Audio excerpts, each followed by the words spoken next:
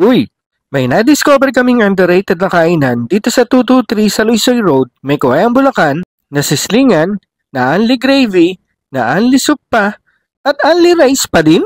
At sa halos karamihan ay 90 pesos lang ang halaga.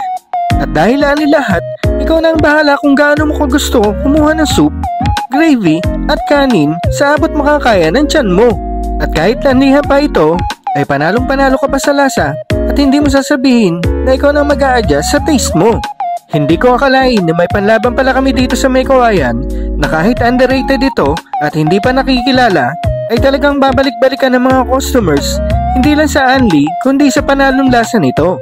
May barbecuehan din sa harap kung saan pwede kang bumili at isama mo sa dine-in mo.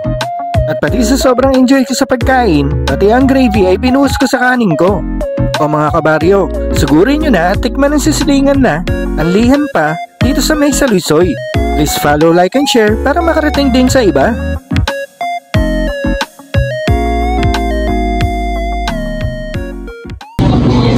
Thank you, thank you. Invite mo naman sila. Ano ba sabihin ko? Kahit po kayo sa Luisoy, ni Pampa.